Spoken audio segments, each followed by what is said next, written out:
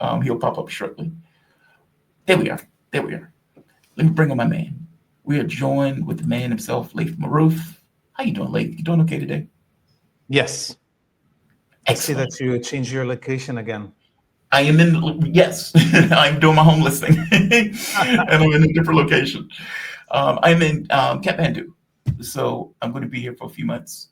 Um, I have no idea where I'm going next, but for the time being, I'm here. Um, I know How's the thin air? we said, how's the thin air? So far, so good. You know, the only place I've really had trouble with was Quito, Ecuador, like where you're so high up in the mountains that you take a few steps and you're like wheezing. That's the only location I've had issues with. And there's a part in Quito where you can go higher up into the mountains. Oh God, that is brutal. That is like it really is one of those things where you can only be up there for a period of time. It take within a few weeks your body gets used to it, but Jesus. But so far I haven't had any issues in That's Nepal. why they So chew coca leaves to have the so oxygen. yeah, you're right. You're absolutely right. They have them There's so this nearby. very similar thing, and maybe the viewers don't know about this. In Yemen, this Um, shows you how nature provides for you depending on your topography and geography what you need. So in Yemen, there's a plant called qat, and they also pick the leaves just like the coca leaves. yeah, They also have a pouch. They put the leaves in it, and just they are working doing terraced agriculture on the sides of these very high mountains, just like in Ecuador, and there is an amphetamine in the qat leaf, just like the coca leaf, and they need it also for the oxygen in Yemen. yeah. Luckily, up until now, no white man has taken the qat leaves and created from it some concentrated powder that you can sniff like the coca. Oh God! And then Trump would be complaining. Oh my God, they're sending whatever this is into the United States. Yeah, they chew it. It's like they go about their day and they just kind of chew it as they go along, and you can buy them in the store and everything else. But so far, I haven't had too much issues here. I walked to the store earlier today. Um, yeah, it was okay. So far, so good. I thought maybe I'm wrong though. I was thinking as I was walking, I was like, Jesus, man, either I've gotten fat or old. What the hell? It never occurred to me that it could just be higher elevation. Um, but no, man, so far so good. I can't complain. I just got here last night, so. But Laith, always appreciate you. Just to give you proper intro. Laith Marouf, he's an award-winning multimedia producer and media policy law consultant focused on issues of liberation, decolonization from indigenous nations to Arab peoples, and building broadcasting capabilities for misrepresented and underrepresented communities. And of course, you can find him on Free Palestine TV, that is on Twitter, or freepalestine.video. If you're looking at him online, definitely check his content out. Laith has done fantastic work. And every time I look up Laith, you're producing videos. And again, you're the guy on the ground doing this stuff, risking your life in some of these respects, doing it. You always freak me out with that. But you're doing God's work, man. Keep it up. Definitely keep it up. Laith, I wanted to. There is a weird thing that took place over the last few days. So, the Trump administration has been saying very clearly the West Bank will not be annexed. And he says over and over again. And yet, you ended up with a vote that took place while J.D. Vance was in Israel, which is amazing to me. It seems that they're taking opportunity just to humiliate J.D. Vance and Donald Trump. Um, Give me your take on this. What's going on with this? Is this serious? Is this, yeah, we are going to do it. We don't give a damn what the United States thinks. Or is this purely just to humiliate the US, to make it clear you don't dictate what we do here and we do what we want? What are your thoughts on this? Yeah, while I'm answering this, maybe you should check if your mic is not the one picking up. I think it's the desktop or something that's picking up from you instead of your professional mic right there. Ew. So honestly, I looked at this, and in my mind, when I saw this humiliation and Vance's response and the threats from Trump, what came to my mind is the humiliation of Tommy Robinson of the UK, this white supremacist, um, not even originally British citizen that is leading the kind of British nationalist movement, being toured in the occupied Palestine, and all these videos of him meeting with officials and representatives of the Zionist colony, and they're all humiliating him and talking down at British people in general, right? And this man that is supposed to be the symbol of the resurgence of whiteness in the UK, just bowing his head down and taking the slaps in front of everybody. So it shows you clearly how the Zionists have now come to a conclusion that not only can they genocide Palestinians, genocide Arabs, genocide Muslims in the whole region, and the elite of the West will protect them.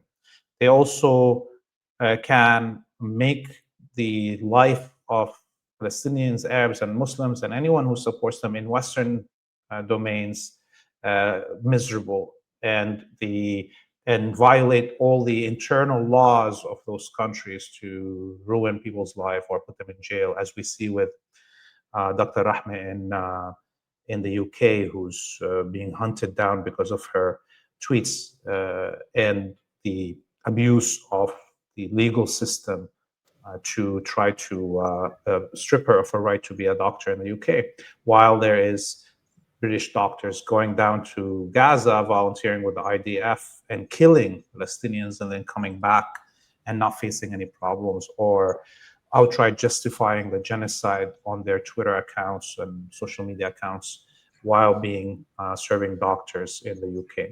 So now they feel that they can do that also to the elite, not only the regular citizens, whether they're white or not, like Tommy Robinson. Now they believe that they can humiliate any Western leader that diverges 1 centimeter away from their positionality, and that those leaders cannot do anything about it. So what is Trump gonna do right now? They're, I don't see him possibly to cut any military aid to the Zionist colony. That's not going to happen. Looking at how the schism right now, by the way, this is something also, I think, sometimes we look at these things, we think it's only just the hubris and the extreme Jewish supremacy of these Zionists that are making them do these things. There's also a counter thing that's happening, which is that the Palestinian resistance and the Palestinian people managed to make their cause not into an international affairs issue in the countries of the West, but into an internal issue. The right to speech, right to assembly, right to profess a religion, all of these are now fights happening inside the United States, the UK, Germany, whatever it is. So it's an internal battle right now. So that's a huge success. Added to it, actually, that the Palestinian people and the Palestinian resistance destroyed the Democratic Party. They defeated it and clobbered it, made it into a non-existence even power base of in the United States. And in the last 6 months, we saw the Palestinian people fracture the Republican Party, right? So you have now a whole wing of the MAGA that is at war with another wing. One wing saying the Zionists are controlling us, and the other wing is saying, I want them to control us. Okay, like what's his name? During the conservative, Zionist Christian conference that happened over the last few days, it's like that wing that Trump is now associated with is saying to the Christian white people, of the United States that you are less than, and you have to, if you want to go to heaven, you have to save Israel, not be Christian. Okay, so this is now where Trump is cornered. What is he gonna just flip now to the other side of MAGA with Candace Owen and all these other Tucker Carlson and so on? No, he's not gonna abandon ships. That's not. There's no other ship that he can ride right now. And if he does, he loses. So of course the Zionists gonna uh, do whatever they want to, and they know this is also part of their reaction to how successful the Palestinians have been in influencing the internal politics of the top of the pyramid of imperial order without spending $1 on the politicians. You know, I saw that clip that you're talking about, by the way, where the preacher, the pastor, comes out and argues that Israel is more important than the United States, that they were chosen by God. And because they were chosen by God, by definition, they're more important even than America. That's a pretty amazing thing for somebody to say outright and say it aloud. And I agree with you on the second front for J.D. Vance. I mean, the reality of it is, what would the U.S. do about it one way or the other? What have they done up to this point? Even the situation that recently took place where Israel once again starts bombing, once again starts killing Palestinians, and the U.S. knows that this was bogus. And the best thing that Trump could do is come out and threaten Hamas. That's amazing. Like, is there any line that Israel will cross that the United States won't necessarily go along with them with, or go with them on? Give me your take on that. I mean, do you think there's any limits on this? I think there's no limits. The whole Western Empire made their bed and they're sleeping in it. They're not gonna, find themselves a better prostitute than Israel. I mean, we know they bring them all the underage boys. There's no better pedophilia ring on the planet than the Israelis, right? So there's many reasons that these elite stay with Israel. It's not about capitalism only. It's not about supremacy or imperialism. It's even about their sexual habits. Okay, this is a holistic approach that the Zionists have taken to control of the elite in the West. They didn't leave any part of the life of the elite that they haven't pushed themselves into it. Okay, into controlling. So yeah, like how are you going to dislodge somebody that they have, or convince somebody that they have pedophilia videos on to change team? Is Trump or the British royal family, Prince Andrew and others suddenly are going to be anti-Zionist? It's impossible. So there's that, and we look at how the unfortunately the population in the West is yet to get to a point of militancy where the threat of what could happen if the elite do not listen to the populace or the will of the population is still less than the threat of what could happen to those elite if the Zionists abandon them, right? So if people in the United States and European countries, Canada and others want to actually have their government change its position in its relationship with the Zionist colony, you have to make the possibility of them not listening to you be more threatening. And up until now, very little parts of the movements of change in the West have understood that or have decided that it's something that they are willing to risk as a confrontation. Is it fair to say the ceasefire has quote unquote collapsed, or even to go further, the ceasefire never existed? Yeah, the ceasefire, as what the word really means, never existed. Yeah. You see, the Zionists and the imperialists in general, they love euphemisms. They always say something and they mean the complete 180 degrees opposite of, freedom means slavery. and democracy means dictatorship, and freedom of speech means control of speech. So, saying it's a ceasefire, it means it was never going to be a ceasefire. If the West says it's going to be a ceasefire, then you know that it's not going to be a ceasefire. So I don't think this is why the Palestinian resistance agreed to ceasefire or to the exchange of prisoners of war.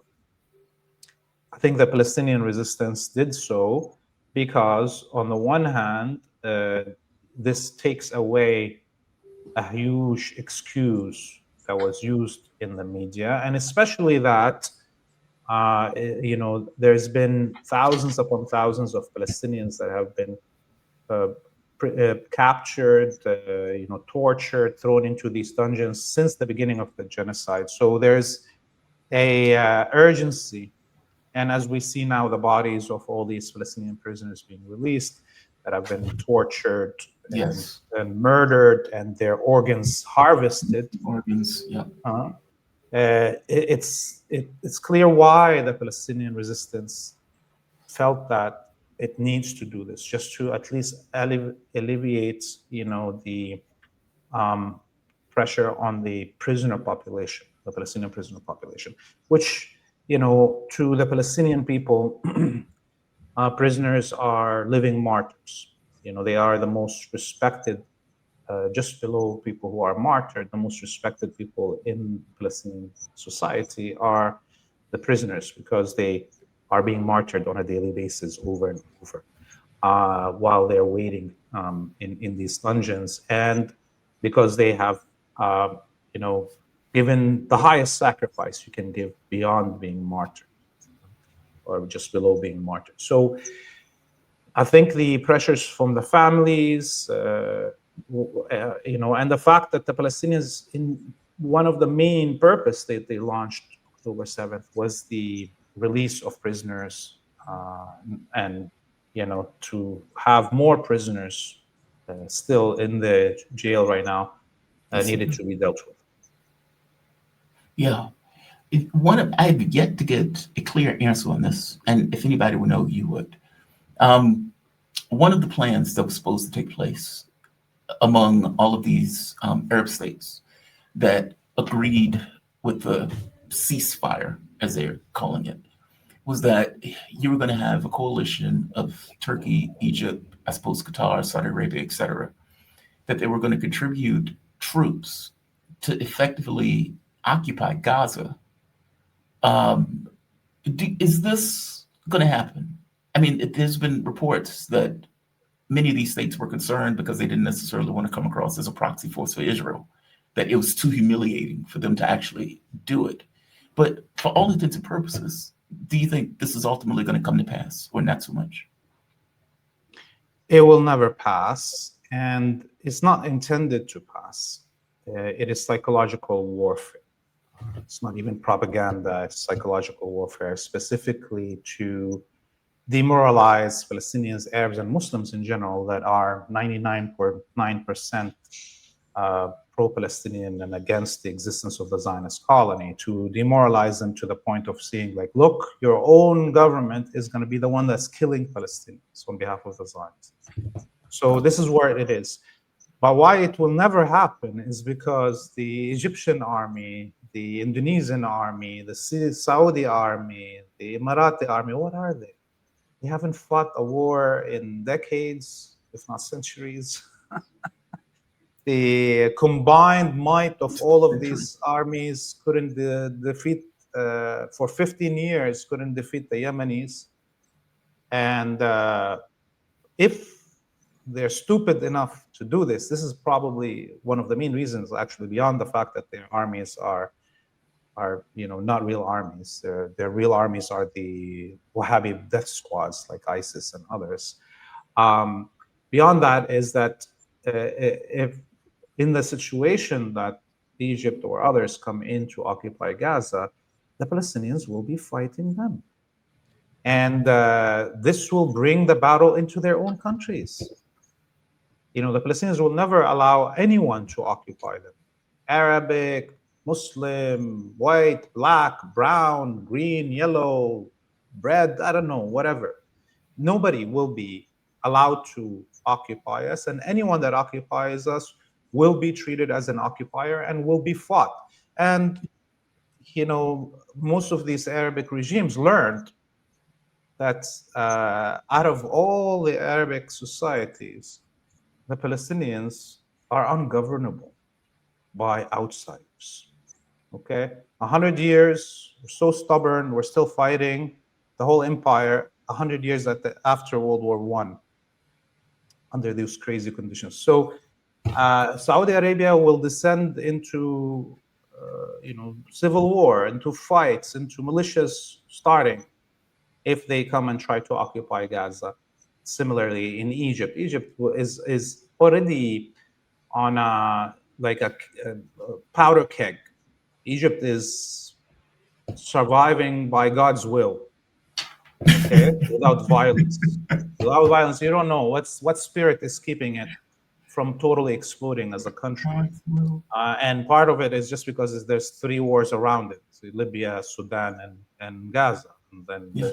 people are scared of doing anything because of the violence that's going to descend completely on the street. But people are like on the edge; they want to do something. And if Egypt intervenes in Gaza in such a way, it will be committing suicide as a state, as a government. Oh, so your point is those governments risk their own annihilation if indeed they do something like this, just because the populations are so would be so against the humiliated by them, let's say, intruding and working on Israel's behalf in this case. I mean, because for all intents and purposes, part of this deal seems to be that Israel wanted to rest its forces, reload, rearm, etc. And if you get this kind of Arab, I don't even know what to call it, an Arab quote unquote peacekeeping force, the force is never going to attack Israel. Meaning it's not going to be a situation where Israel bombs and kills, let's say, 40 people, and this Arab peacekeeping force goes to war with Israel. It's always going to be against the Palestinians. Or correct me if I'm wrong. Do you disagree with that? No, you're definitely right. It will be an occupation force. It will be like a subsidiary of the Israeli and American occupation of Palestine. So, yeah, like this will, not only trigger internal, this, movements inside those countries, but also it will give an incentive for Palestinians to target those governments in their own countries, right? I mean, for 100 years, clearly all the Arabic monarchies that were installed by the West plotted against the Palestinians. And the Palestinians knew it, There was only one attempt to take out one of these governments by Palestinians, which was the uprising in Jordan in 1970 that led to the Black September mass genocide of Palestinians in Amman's refugee camps in the capital of Jordan. But other than that, the Palestinians didn't fight directly the Arab vassals or intervene in their internal problems, right? To change that reality. And I'm talking about the monarchies specifically. Well, now there will be a reason to do so because it's not anymore hidden. It's always been since 1917 that these monarchies have collaborated with the Zionists and the West to, give away Palestine to the Zionist colonists. But it's always the Palestinians and facts coming after with evidence coming out about the meetings and so on a decade later for the Palestinians to prove what they're saying to the other Arabic populations. It's a very, very hard propaganda war, it was. But now it's becoming out in the open, the collaboration. So the Palestinians don't need to do any much education to the rest of the Arabic population, just like what's happening with the Western population in terms of the evidence is so glaring of genocide over 2 years that in reality, the Palestinians don't need to do much propaganda to fight the minds, to win the minds of Western audiences. This is why Israel just announced that it's going to spend 20 times more on their propaganda efforts than they were last year, this year. Okay, so this is happening without the Palestinians spending one dime on propaganda counter the Zionists, other than relaying reality that's happening. So this is happening right now, similarly for the vassals in the Arabic and Muslim world. Instead of Palestinians having to educate the Arabic and Muslim population about how their rulers are vassals that are, working against Palestine and plotting with the enemy, well, they're coming out and doing it in front of their own populations in the open. These Wait, so you're telling me that? Okay, I didn't know this. You're telling me that the Arab populations in, let's say like Saudi Arabia, for example, or let's say Jordan or Qatar, UAE, that they didn't know that the, let's say, the principals in those governments were working with the Israeli government? Like, meaning they thought, yeah, I'll just ask it that way. They didn't know that the heads of states of those governments were working with Israel. I mean, that seemed pretty clear at that point. They didn't do anything. I mean, they would give voice and say, we don't like this. But it seemed pretty clear that they were obviously working with Israel or had no issue with the Palestinian issue per se, not in any real sense of the word. They didn't know that. So I lived in Saudi Kingdom in Riyadh for 12 years. Okay. So I've, you know what's happening inside the country. I have family and friends. I know what they've been through over the last 100 years, the population. And I can tell you that, number one, obviously, this is one of the most vicious regimes in the world. And for the silliest thing, you get your head chopped off. Okay, and obviously, if you're a journalist that critiques even just a little bit, even if you're a pro-Zionist, pro-imperialist, pro-Saudi government like Khashoggi, you could be chopped up in the Saudi embassy in Turkey. So your life is in danger as a Saudi citizen, no matter where you are, even if you leave the Saudi kingdom and escape it. Okay, you cannot have dual citizenship as a Saudi. You lose your citizenship if you have another passport immediately, and your rights. Okay, and in fact, there is no rights anyways. Obviously, the most people don't understand this because they don't read history. But the British came in and armed the Saud family in the 1920s, and then prompted them to attack the east coast of Saudi, which now is, which was always Shia, and huge slaughters, genocide, what happened to the Shia in the east coast of what is now the Saudi kingdom.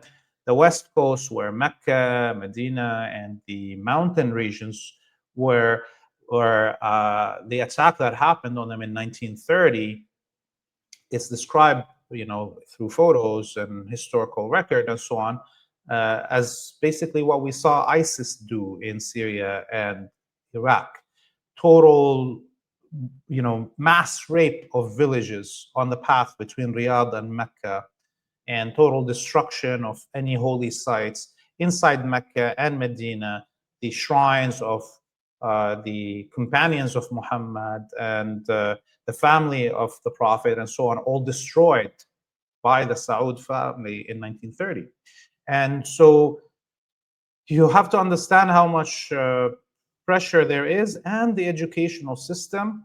It's like, you're sending children to a school that is telling you king is next to God, basically, generations of this.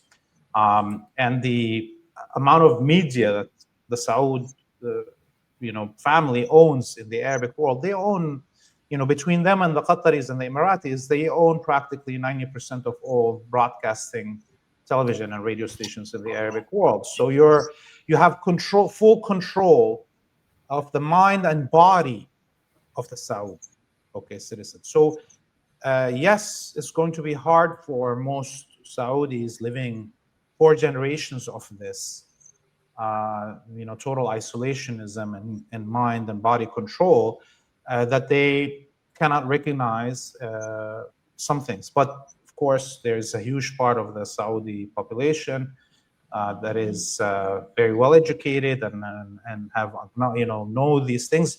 What I'm trying to say is that the majority that may have been always with Palestine, which is true, 99% of Saudis, according to all surveys over the last 2 decades, are pro-Palestine and against Zionism. But that 99%, maybe 70% of them didn't understand the relationship between their rulers and the Zionists.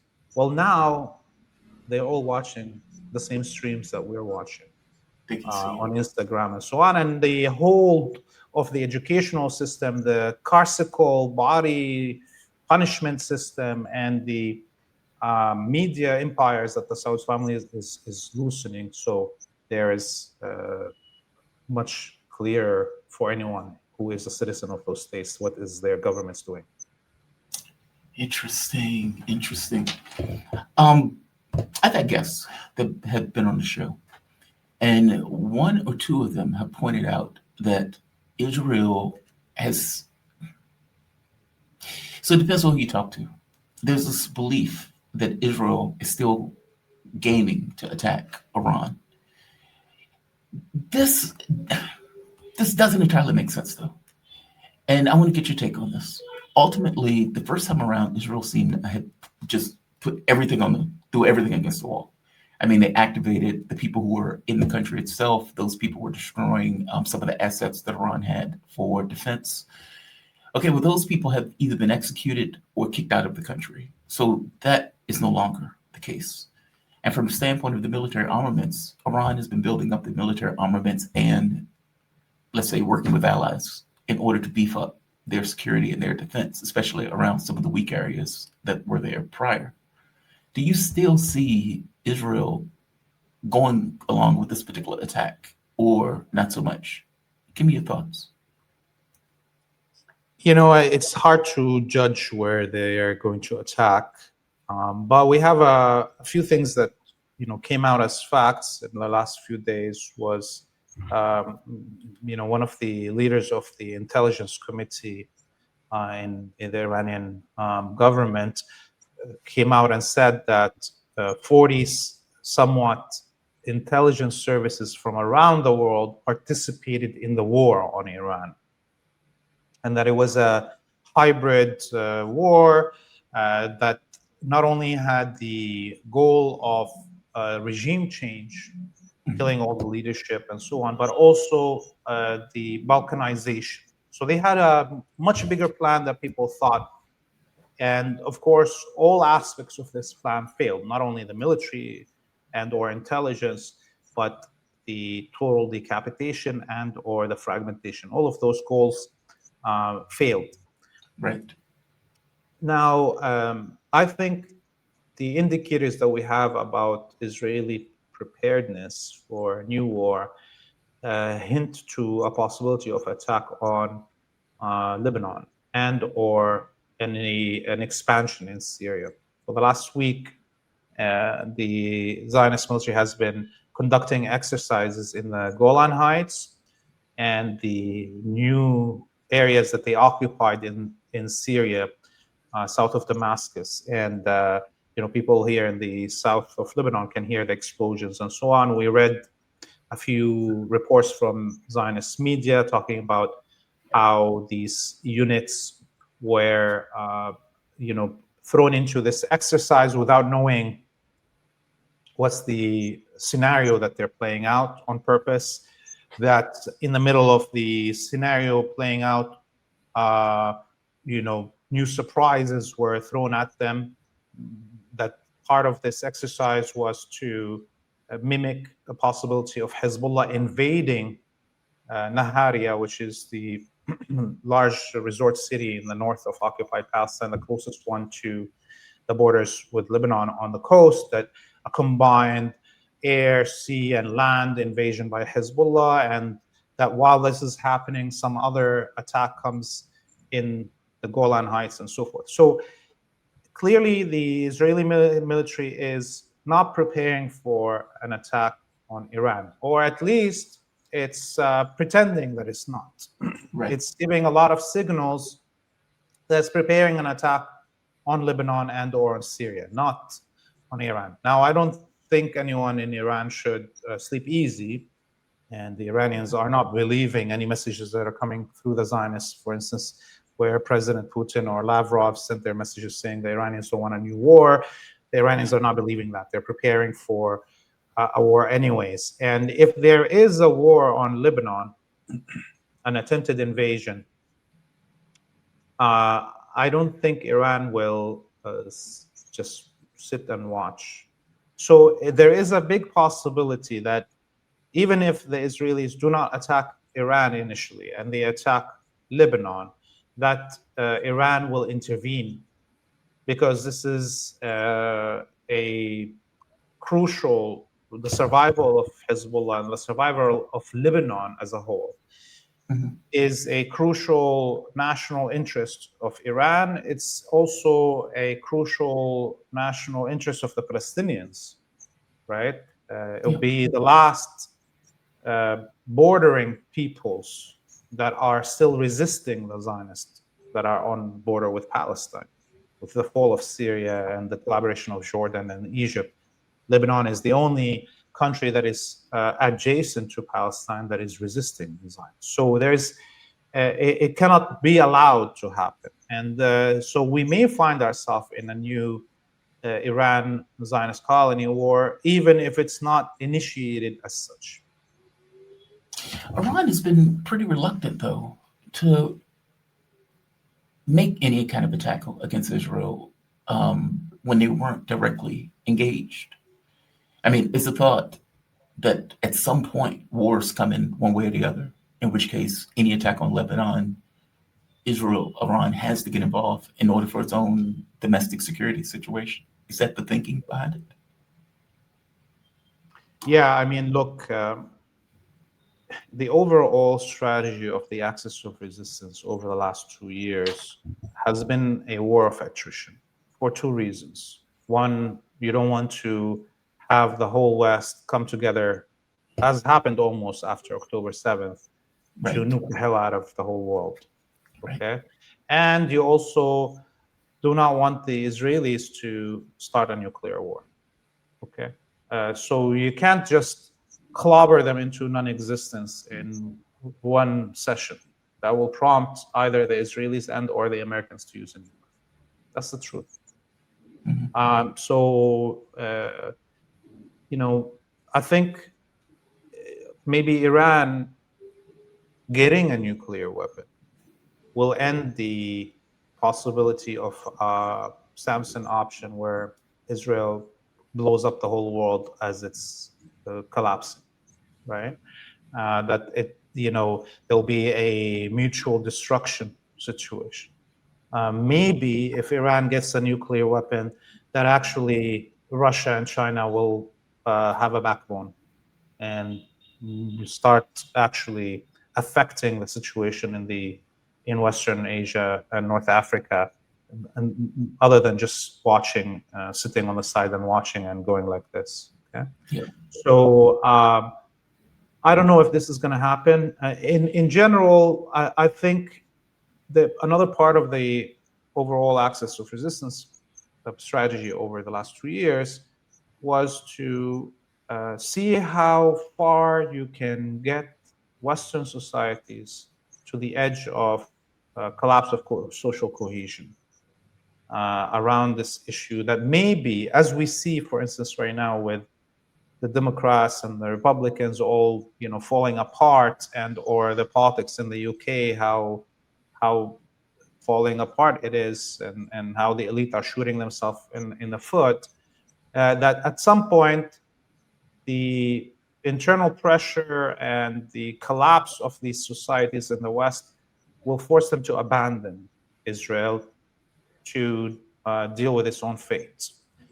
Now, how successful this has been, I'm not sure. It could be more successful, but it definitely had effects that are permanent this strategy of war of attrition and prolonged war had huge effects on the global understanding of what's happening in Palestine and the support to Zionism in general, and the disgust that the rest of humanity has for anyone and everyone that is associated with the Zionist. I mean, look, 2 years ago, if you even dared point, talking about pedophilia and Jewish people was kind of one of the alarm bells for anti-Jewish hate. Right. Okay? But right now, everybody tells you the pedophilia rings around the world are controlled by Jews. In those words, they don't say Zionist even anymore. Okay, so this is there's no way you can get people to suddenly re-like Israel. So this is a permanent situation, and it's just going to get worse. So overall, it makes more sense to have this war of attrition than a go full blow, full speed war. No, I accept that. I guess, is there a difference between a mutually assured destruction in the context of Iran having a weapon, a nuclear weapon, versus Iran just having the capability of decimating Israel? Because that's Iran's argument. It's like, look, we don't need a nuke. We can decimate them if we need to decimate them in this case. Like, does Iran need a nuke for that to still be a mutually assured destruction thing? I mean, obviously, Israel always has the Samson option. And the belief or the concern was always, right, if Iran pounds them, even you make that argument, right, that if all of these forces went after Israel at once, Israel may be inclined to use a nuke. I guess my thing is, though, if Iran is capable enough militarily to do it without a nuke, is there a difference in this case? There is only one difference, and that is the effect of that on other major powers in the world. If Iran has a nuke, if Israel attacks it with a nuke, maybe Iran will attack somebody else, not only Israel. Maybe it will attack those who gave the nuke to Israel, like the French, like the Americans. Okay, so it's clear that in a situation that the Israelis use a nuke right now, with Iran not having a nuke, that nobody will retaliate. Not the Koreans, not the Chinese, not the Russians. Nobody will, and the Americans will be like, "Whoa, best bomb ever!" Okay. So having a nuke, Iran having a nuke, is not about threatening Israel. That would be fine with also ending its existence if it takes out the whole world with it. But it will threaten the existence of those who back the Zionist colony, and it may prompt those elite in the West to strip Israel of its nuclear weapons, so we don't get to the total, assured, annihilation of humanity, right? You really see that? You think that the U.S. would really take any action? I mean, J.D. Vance, under the current model of things, anything that Israel does, the United States effectively backs. And you pointed out yourself that if Israel used the nuke, the U.S. would be like, yeah, I mean, but Iran was threatening in some fashion, and so this is okay. Meaning, under every circumstance, the U.S. seems to have a blank check backing of whatever Israel does. Do you really see them trying to withdraw or get them to get rid of those nukes? And do you really see Israel doing it? I don't see that taking place. I think if Iran has the intercontinental missiles, ballistic missiles, and the nuclear warhead that could reach Washington, D.C., Berlin, London, that it will be in a better position to pressure those governments to rein in their mad dog. Okay, I see. because that mad dog cannot exist if the vet comes and shoots them in the head. Okay, so as long as the vet is sitting on the side and letting this mad dog bite everybody, you're gonna have a hard time, because that dog is gonna be spreading rabies to others, right? You can't control it if you're anyway. So I think we're also on a precipice right now of change. We don't know where it's going right now. The whole world, okay. And the tectonic changes that started on October 7th have not slowed down, and there's no way to put Humpty Dumpty back together after he fell. Okay, so where the situation is going to go in the West, in countries like the UK or the US and France and so on, in terms of internal cohesion, civil unrest, those things will determine how far the elite will go in their support of the Zionist cause. We may find it that at some point right now, violence erupts in the streets of the United States, and I'm talking about armed violence, because the population is armed to the teeth because of the Second Amendment, the right to have militias, and so on.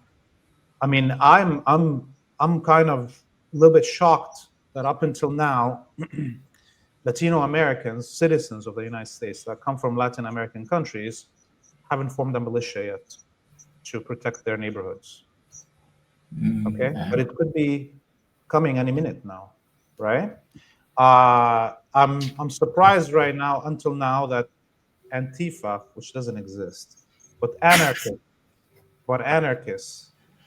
in the United States haven't formed a militia yet, right?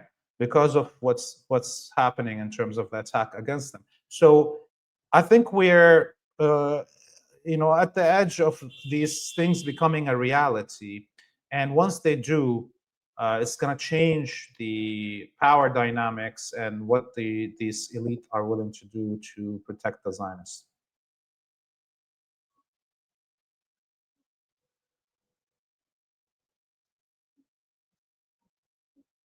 Your internet, you're stuck.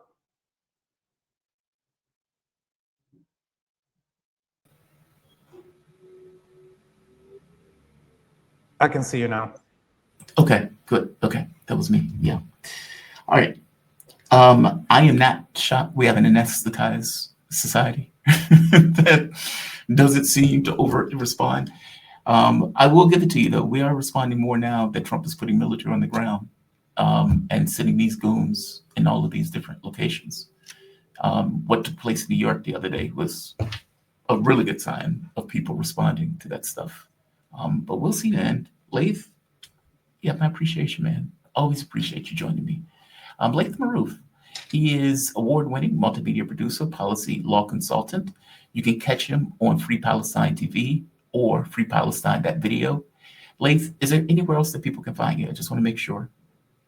Yeah, you can find us on Instagram at free.palestine.tv. You can find us on Rumble, on Telegram, and on Substack. Would really appreciate any donations. We are, totally demonetized on all platforms, and we're 100% donor-driven. The content, this is where we make our money to cover the expenses of the content. And just, although it looks very well produced, the content, we have hodgepodge of equipment. Me and Hadi and Rabia, all of us, put together our cameras and stuff like this that we have. It's all our personal equipment. So, we've got 5 different cameras for the shoots that we do for Wartime Cafe, and it's really hard to edit content coming out from, all these different cameras. So please donate. It will help us, update our equipment and cover our costs, and even the travel. It's a huge cost for us. FreePalestine.video is the website. Thank you very much, Jamal, for having me again. No, man, thank you. And definitely check out his work. He does fantastic work. I see you all.